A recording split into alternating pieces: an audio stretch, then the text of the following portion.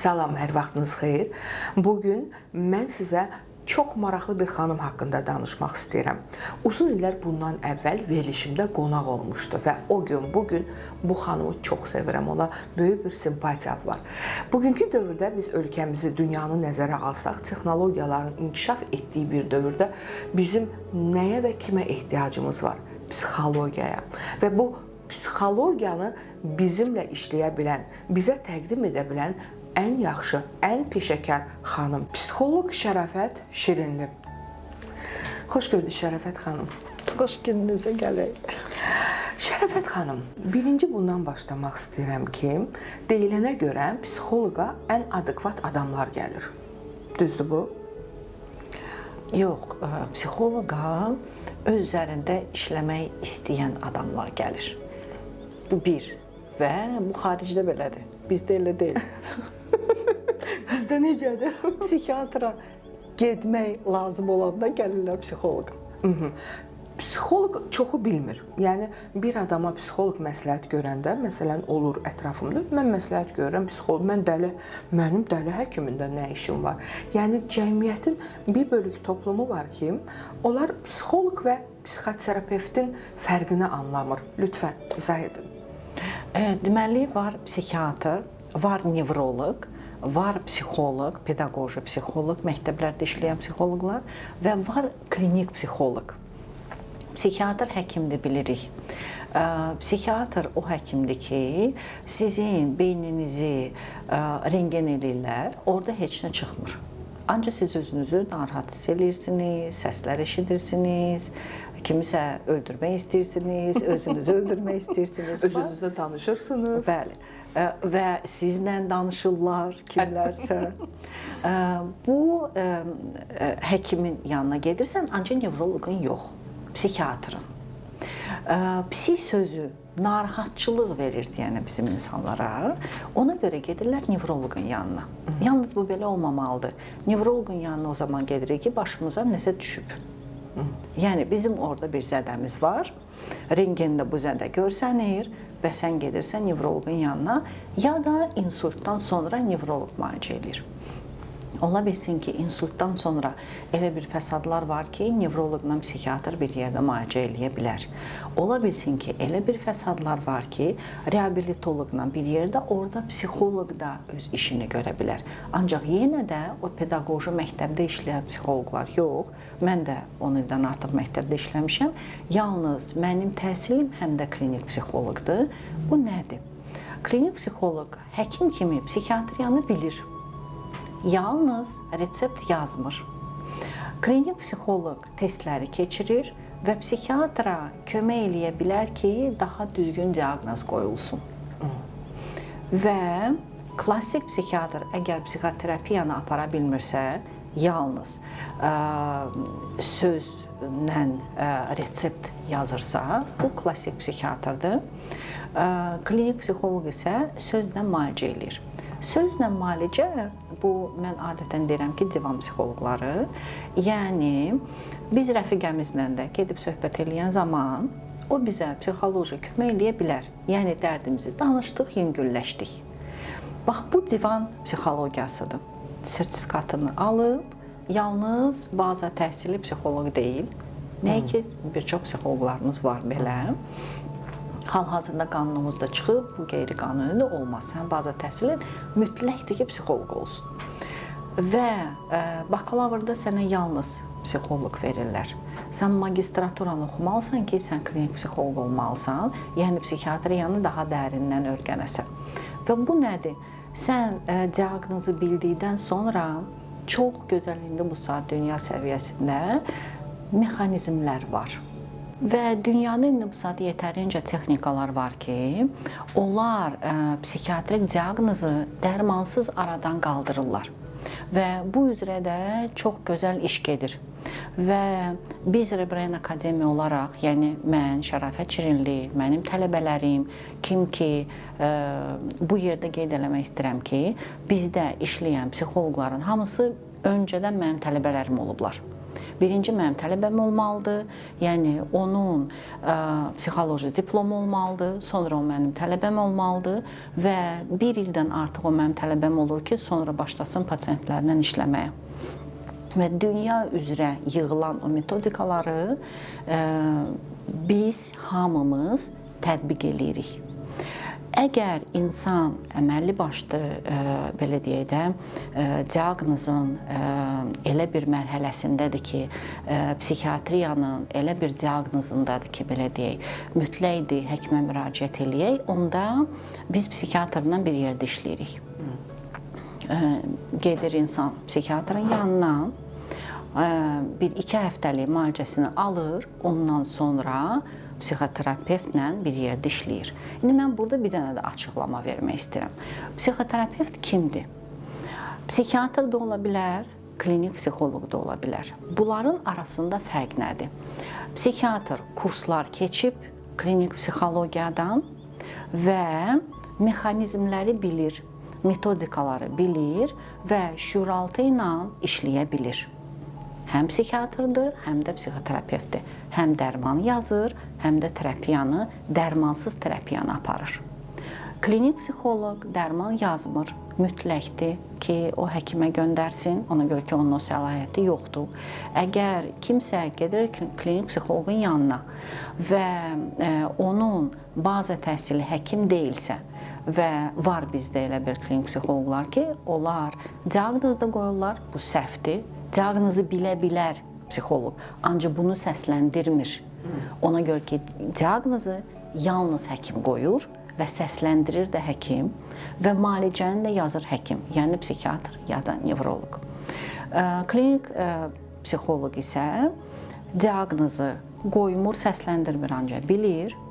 Müalicə, yəni dərman müalicəsini yazmır, yalnız terapiyanı bilir və terapevtik, yəni söhbətdən terapiyanı aparır.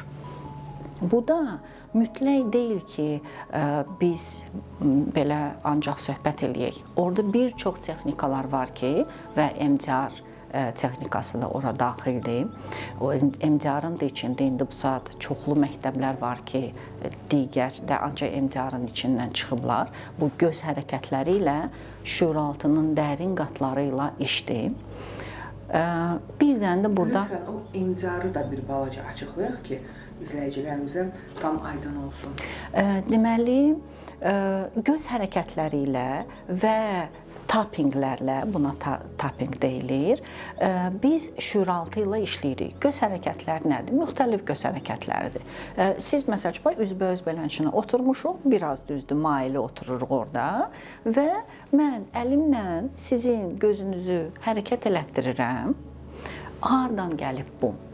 REM yuxu deyilən bir yuxu fazası var ki, biz o zaman yuxu görürük. Yəqin ki, kinolarda görmüsünüz ki, aktyor güya yuxu görür, gözləri gedir ora-bura.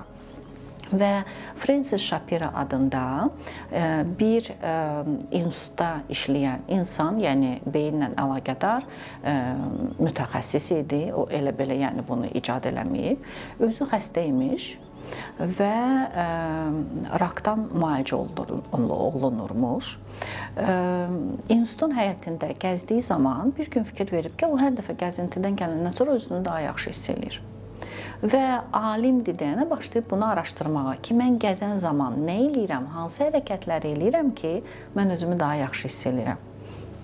Nə üçün gəzinti psixoterapevtikdir? Biz gəzən zaman travmatik hallarımızı yarım kürələrə paylayırıq və yarım kürələr bu travmatik halları işləyə bilir. Bizim depressiv hallarımız və nevrotik hallarımız çoxalıb, hərəkətsizliyinə əlaqədar. Onun üçün idman, gəzinti, dostlarımızla söhbət. Qabaq biz dostlarımızla söhbət eləyəndə daha səmimi olurduq. İndi daha çox rola giririk deyənə, orada o terapevtik effekt itir. Bugün bu intiharlar bizim cəmiyyətimizdə artır. Nəinki biz xarici ölkələrə baxaq. Bugün bizim cəmiyyətimizdə intiharlar artıb. Ələxüsus da bu intiharlar imtahanlar qabağı olur. Orta məktəb, qəbul imtahanları, ona qədər və ondan sonra olur. Məsələn, bu barədə danışaq. Orada hansı problemlər var?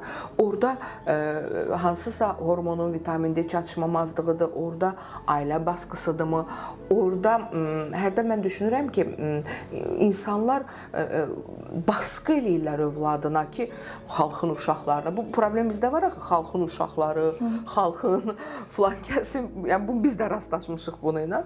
Bunların içində nə eləmək olar? Bunlar haqqında danışın ki, bunların qabağını ala bilək biz. Bugün bütün psixologlar çıxır, hamı danışır, hər şeydən danışır, amma qlobal problemlərdən danışmır. Baxın, bugün cəmiyyətimizdə imtahanlar qabağı, dövlət imtahanları, orta məktəb 9-11 imtahanları qabağı, uşaqlar qəbul imtahanları qabağı böyük problemlər yaşayırlar. Ona qədər və sonra intiharlar olur. Bu çox acınacaqlıdır, məni çox ağrıdır. Ölkəmi, vətəndaşlarının bu halda olmağını görmək istəmirəm, Şərifət xanım. Baxın, orada bir neçə məqam var. Birincisi, biz fikirləşə bilərik ki, nə üçün bizdə vitamin D çatışmamazlığı olsun? Axı günəşli ölkəydə, bizdə qışda da günəş olur. Nə üçün bu olur? Bağırsaqla əlaqədardır. Vitamin D. Vitamin D, kalsi, biz əgər bütün gün otururuqsa, planşetlə, telefonla, əgər bayaqların danışırdığa hərəkət eləmək lazımdır. Hərəkət eləmiriksə və ətraf aləmdən neqativ alırıqsa, elə o planşetin özündən də, televizordan da, valideynlərdən də gəlir çıxır ki, mənim oturaq həyat, bağırsaq işləmək üçün oturaq həyat olmamalıdır. Bağırsaq düzgün işləmir və bizim bədənimizdə olan vitamin D də sorulmur, yəni işləmir. İstəyir kalsi olsun, istəyir vitamin D olsun. Onun üçün gedib analiz veririk və bu aşağı hədd görsənir.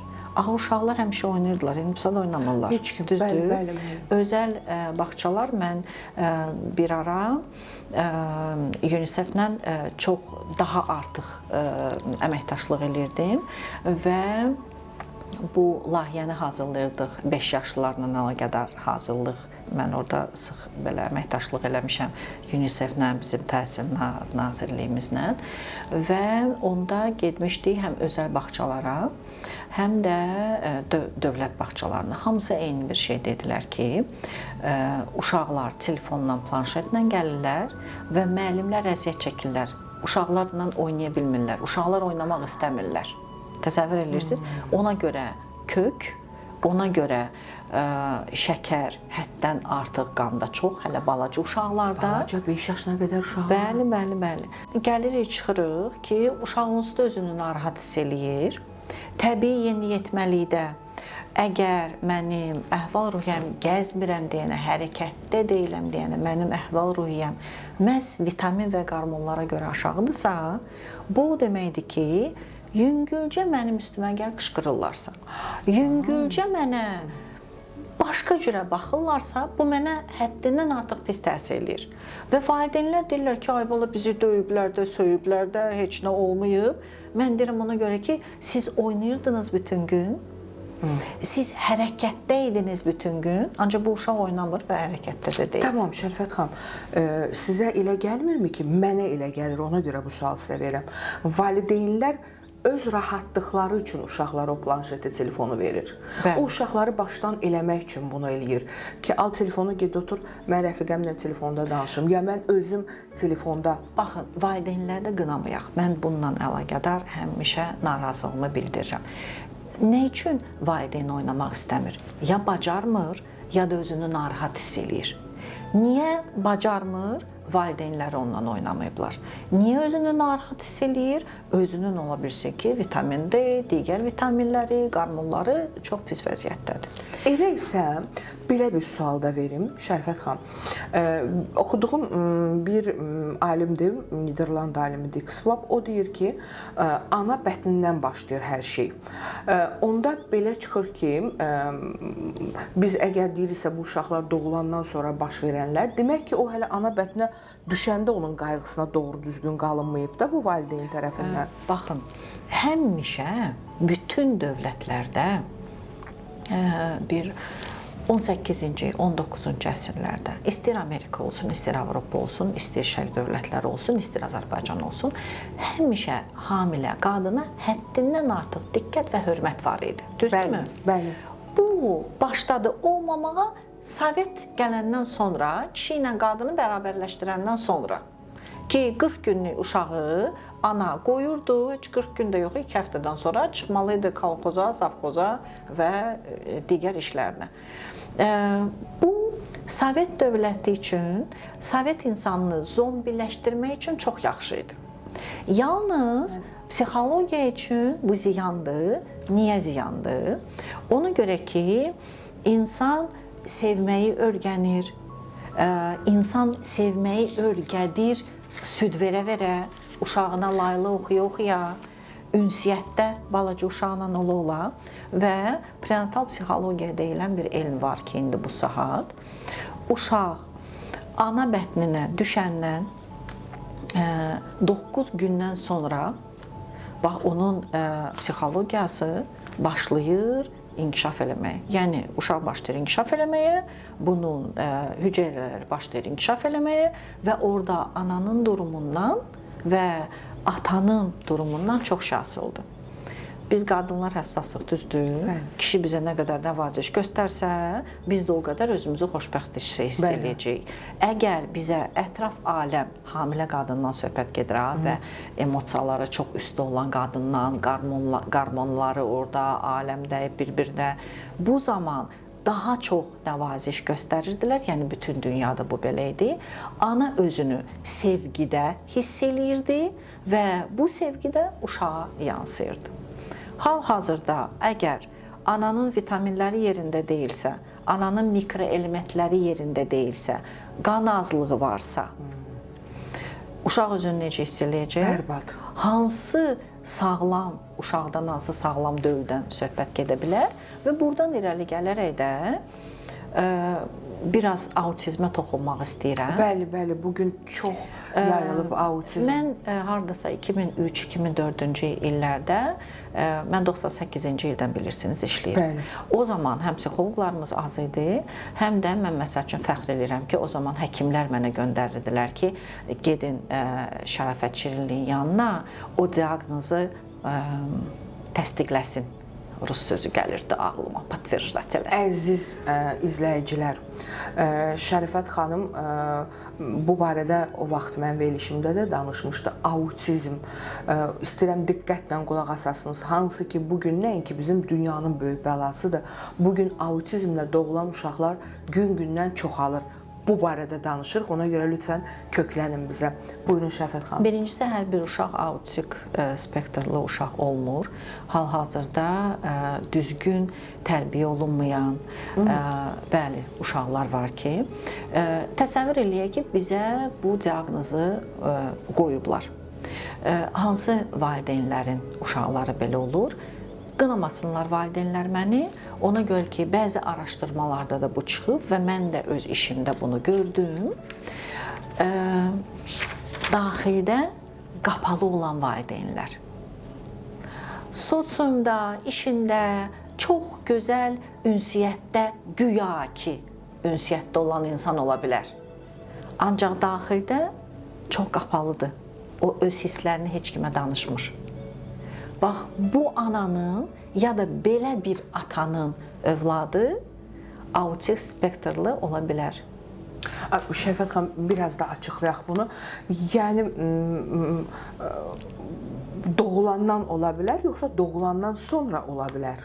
Yox, elə o uşaqların emosiyalarla əlaqədar problemləri var.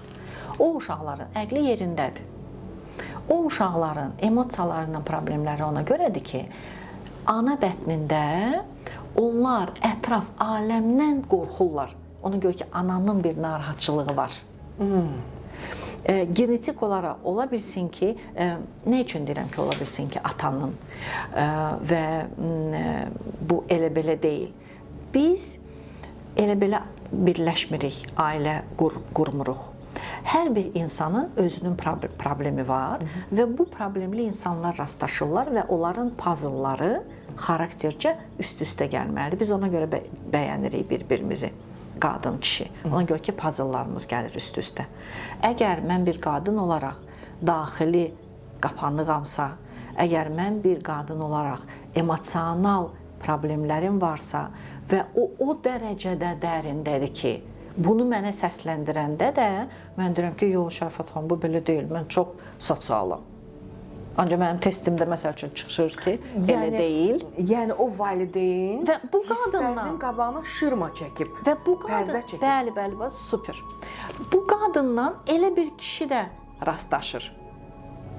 Eynən onun kimi. Eynən, bəli. O daha çox doğru dildə gözəl, deyək, göründüyü kimi deyirlər, içlərinə qapanıq. Bəli. Çox zarafatçıl ola bilər. Məsəl üçün, yasdır. O insan şən girib deyəcək ki, ay yaxşı da, bəstirin də gözünüzün şorbasını tökdünüz. Mən həmişə elə bir insan görəndə, mən böyük bir sualım olur ki, yasdır, zarafatın yeridir. Başa düşürsünüz? O insana o qədər o yas mərasimin narahatçılığı verir ki, o özünü o qədər pis hiss eləyir ki, onunla bağlı özünə və ətrafa o bunu göstərir, bunu nümayiş elətdirir ki, əşi bəstirin də, hamımız öləcəyik də. Əslində öz hisslərini gizləmək üçün. O qədər şüur altında olur ki, biz o insana deyəndə ki, sən indi bu saat özünü narahat hiss eləyirsən, mən əlimi dəydim. O insan o qədər narahat olur ki, biz o insana deyəndə ki, sən indi bu saat narahat özünü hiss eləyirsən, deyir, yox, mən doğrudan da zarafatçıl biriyəm. Ancaq gözün içinə baxırıq, kədər dolu. Çox çətindir elə bir insanlarla işləmək. Ancaq o insanlarla işləyən zaman başlayırlar ağlamağa və deyirlər, siz nə elədiniz məni? Deyirəm, heç nə eləmədim, nə yaxşı ki, ağlayırsınız. Heç vaxt fikirləşməmisiniz, gözümüz nə üçün başımızdadır, başqa yerimizdə deyil. Nə üçün? Fikirləşin də bir də. Nə üçün? Sizcə? Yox, siz deyin. Deməli, alimlər sübut ediblər ki, bizim göz yaşlarımızın tərkibi müxtəlifdir. Sevinç göz yaşının tərkibi başqadır, kədər göz yaşının tərkibi başqadır. O depressiyada olan zaman o göz yaşımızın tərkibi başqadır. Yəni, beynimizdə olan və beynimizi zəhərli, deməli, emosional, mənfi fikirlərimiz bizim beynimizdə olan kimyamızı dəyişə bilir. O qədər zəhərli olur ki, göz yaşlarımızdan çıxır. Kim ki, özünü ağlamağa qoymur, icazə vermir öz-özünə, o zəhər elə beynimizdə də qalır. Və təbii insultumuz olacaq, təbii hansısa bir digər xəstəliklərimiz olacaq, heç beynimizdə olmasın, orqanlarımızda olsun. Onun üçün mən həmişə deyirəm ki, ağlamaq bu bir gözəl bir terapiyadır. Deyirəm, niyə nənəm 96 il yaşayıb? Çünki bütün günü deyinirdi, ürəyində heç nə saxlamırdı. İnsanlar var ki, məsəl üçün gəlirlər yanıma, qadın deyir ki, bu kişi bütün günü deyinir. Deyirəm ki, siz istəyirsiniz o infarkt olsun, deyir, yox, Allah eləməsin. Deyirəm, onda qoy deyinsin də. Qaydaq ora Şərifət xanım, autizm spektrli uşaqlar, atalar, analardan danışırdıq. Bu barədə istəyirəm biraz da danışaq ki, məlum olsun. İnşallah əminəm növbəti dəfələrdə hər dəfə biz bu barədə danışacağıq ki, insanlarımız bir balaca savadlı olsun. Çünki o qədər get-gedə texnologiyaların inkişaf etməyinə baxmayaraq, bizim cəmiyyətimizdə bir balaca küt beyinli insanlar yaranmağa başlayıb ki, bu da məni çox narahat eləyir. Bilmirəm başqalarını, məni şəxsən narahat eləyir. Məsələn, mən adam tanıyıram ki, məni yığıb ki, biz uşağı bələyə bilmirik. Yəni ailədə nənə var, qohum-əqrəba var, kifayət qədər də yaşları var, uşaq da deyirlər, yəni 30-dan yuxarıdır. Biz uşağı bələyə bilmirik. Deyirəm, bir YouTube-a falan baxmadınız, deyir, baxdıq, yoxdur. Girdim, baxdım da oradan Azərbaycan dilində heç nə yoxdur. İngilis, rusçadır. Türk dilində də belə bir şey tapa bilmədim bunlara uyğun. Axır bir müsibətlə izah eləmişəm. Yəni hətta orada çətin bir şey yoxdur ki, soruşmaq olardı, xəstəxanada, hardasa öyrənmək olardı. Yəni ona görə deyirəm ki, bir balaca insanlar elə bilin texnologiyalar inkişaf eləyir, əql geriləyir. Biz bu autist spektrli uşaqlardan, autizmdən biraz ətraflı danışaq ki, qoy insanların anlayışı olsun, qarışdırmasınlar, hara müraciət eləsinlər, necə müraciət eləsinlər, necə davransınlar bu uşaqlarla, bilsinlər lütfən. O qapanıq, özünə qapanıq valideynlərdən biz danışırdıq. Özünə qapanıq valideynlərin uşaqları ola bilsin ki, bax belə olsunlar. Bu bir. Bu doğuşdan belə olur. Bəli, bəli. İkincisi, bu diaqnoz deyil. Bu həyat tərzidir və elə bir uşağı olan valideyn başa düşməlidir ki, ilk gündən öz üzərində və uşağın üzərində işlənilirsə, nə gəlir çıxır? Çox ağıllı uşaqdır, biraz emosional narahatçılığı olacaq. İbtidai sinifi qutarana kimi. Necə? Seçiciliyi olacaq. Mən bu insanla oynamaq istəyirəm, bu insanla oynamaq istəmirəm. Ona görə ki, təhlükə hiss eləyən zaman o uşaqlar ətraf aləmdən çox təhlükə hiss eləyirlər. Təhlükə hiss eləyən zaman təbii oynamaq istəməyəcəklər, ünsiyyətdə olmaq istəməyəcəklər. Və belə bir uşaq dünyaya gələndə ki, göz kontaktı ilə əlaqədar problemi var. Məsələn, heç anasının da üzünə baxmır, ya da baxan kimi tez çəkir.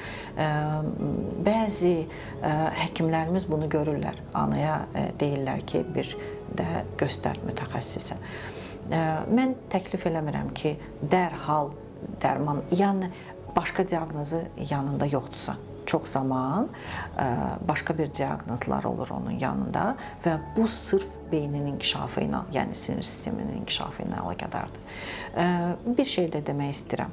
Baxın, uşaq doğulan zaman onun ürəyi, ağciyərləri, digər orqanları inkişafını bitirmiş olur.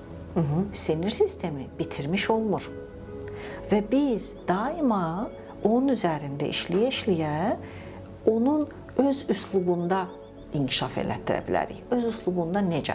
Hər bir insanın özünün inkişaf sürəti var. Bax, o sürətdən qırağa çıxmır. Nə istəyir valideyn eləsin? Yalnız nə eləyə bilər valideyn? Əgər hesab eləsə ki, mənim uşağım tam sağlamdır, ancaq bunu düşünür ki, tam sağlamdır, ancaq bununla əlaqədar bir işlərini görür.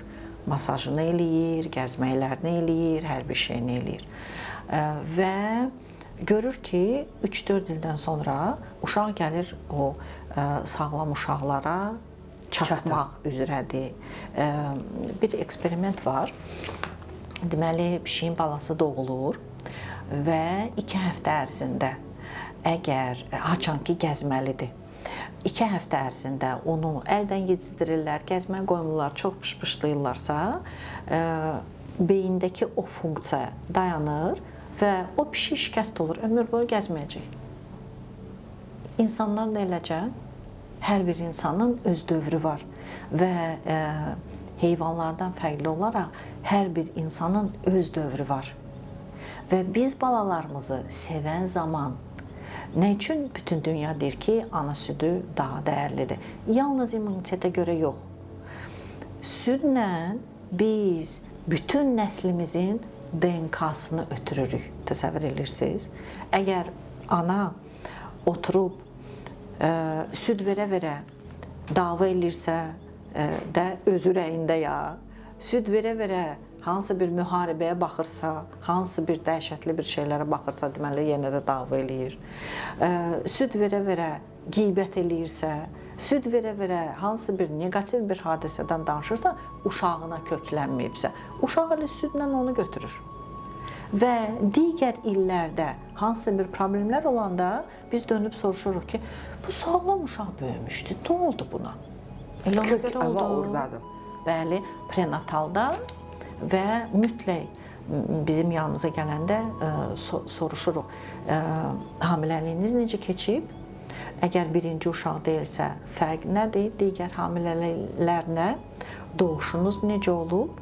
Və 1 yaşına kimi hansı xəstəliklər olub? Ümumiyyətlə 40 gün özünü necə uşaq və ana hiss eləyib? Və 1 yaşına kimi nə baş verib? Mənə böyük bir məlumat verir bu məlumatlar. Ona görə mən daima, ya da məni tanıyan insanlar bilirlər ki, uşağın yanında atası gələcəksə, mütləq anası olmalıdır. Ya da bir texnika var, prenatalla əlaqədar. Biz gedirik məhz 1-ci aya. Belə bir şey danışım ki... Yəni, uşağın doğulduğu 1-ci aya. Məsəl üçün, siz gəlmirsiniz. Və mən görürəm ki, sizin travmanız 2-3 yaşı əhatə eləmir, daha dərini əhatə eləyir. Və mən sizə deyirəm ki, Könül xanım, gəlin bir texnika eləyək. Siz gözünüzü yumacaqsınız və biz gedəcəyik hamiləliyə. Gedirik, düşürük ana bətninə və siz indi bu saat ana bətninin 1-ci ayındasınız. Nə hiss edirsiniz? Təsəvvür edirsiniz, nələr hiss eləmirlər. Və mən bu texnikanı... Çox xoşuma gəldi bu. Mən bu texnikanı 1-ci dəfə eləyəndə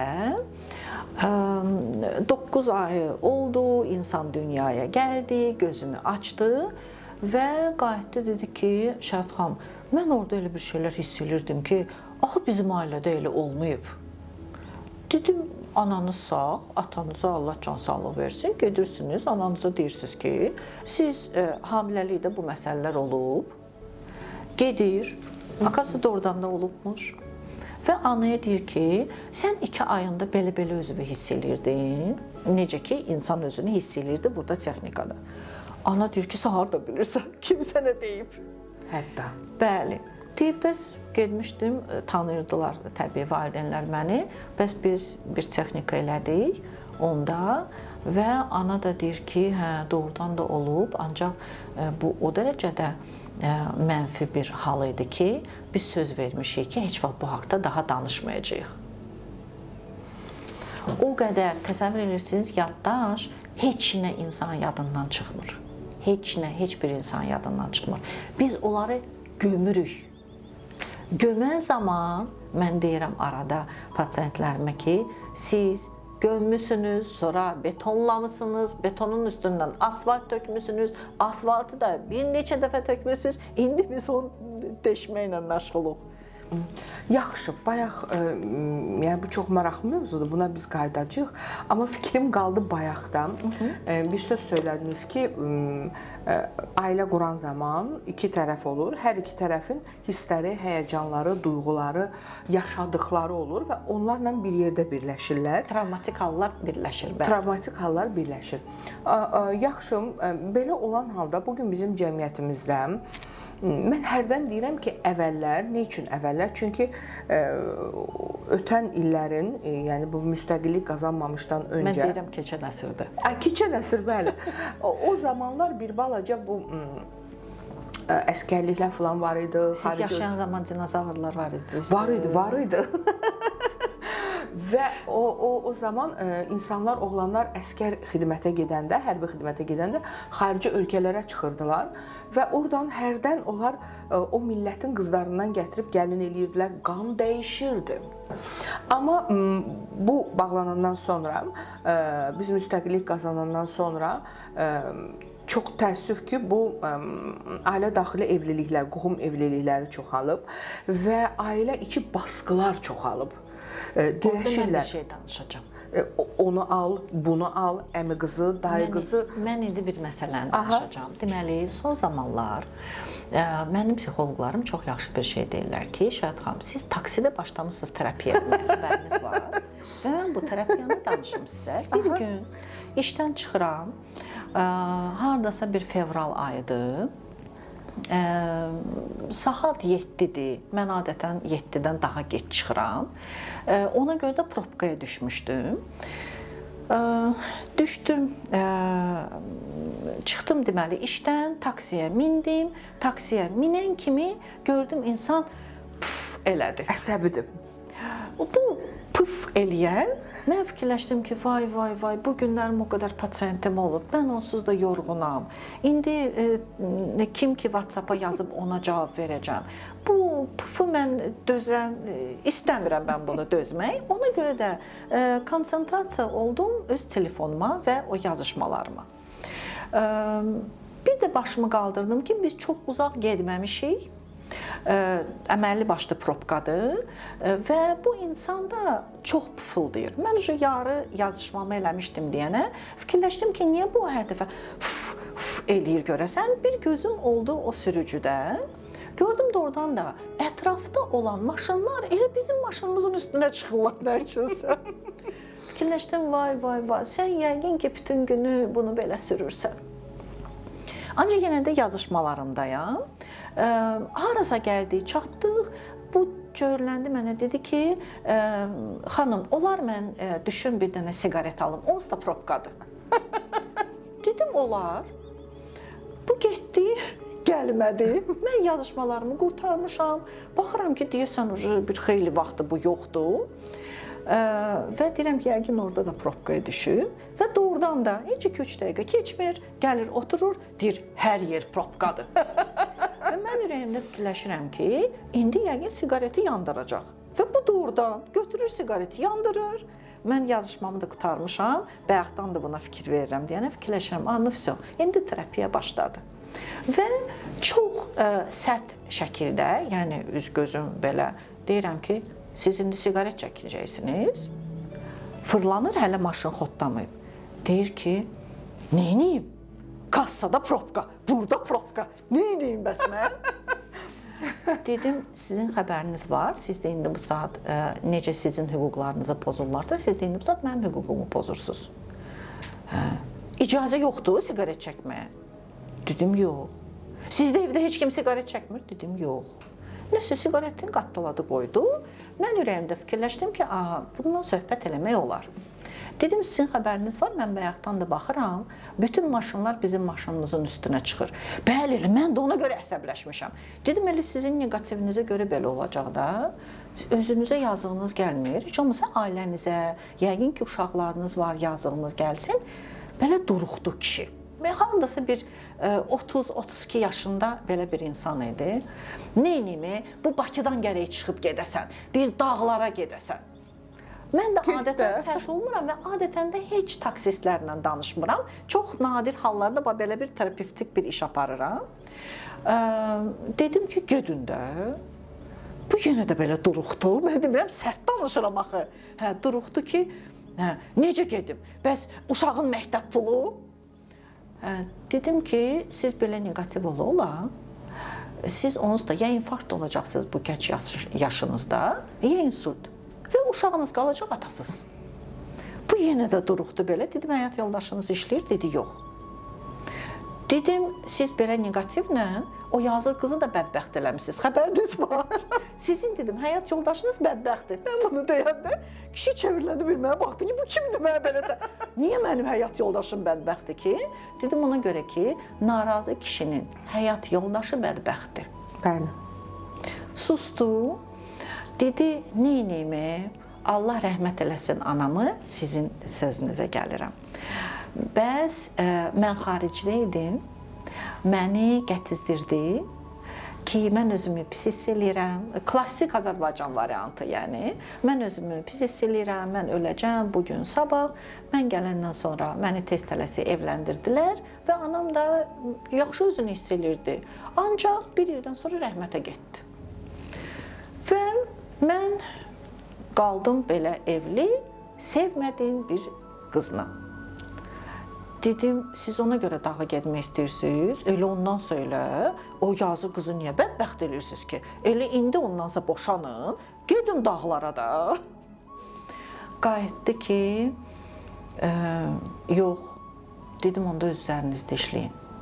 belə olmaz. Bu zamanda biz уже gəlib çıxmışdıq. Mən düşəndə yenə də dedim ki, xəbəriniz olsun. Əgər belə getsə, ya infarkt olacaqsınız, ya insult olacaqsınız, uşağınıza yazığınız gəlsin. Mənim əzizlərim, burada mən söhbətimizi saxladım. Yarımçıq deməzdim, burada bitmiş hesab eləyək. Bugün kifayət qədər maraqlı mövzulara toxunduq. Deməli, burada biz bugün o 5 yaşına qədər uşaqlar haqqında danışdıq. Nə etməlidirlər, nə eləməməlidirlər. Daha sonra autizm söhbətindən danışdıq. Daha sonra evlilikdən, hamiləlikdən, hamilə qadınlardan və evlilikdə ailə baskısından danışdıq. Rica eləyirəm, bu mövzulardan hansı sizə maraqlıdırsa, kommentlərdə yazın, biz də görək, ona uyğun növbəti verilişlərimizi hazırlayaq.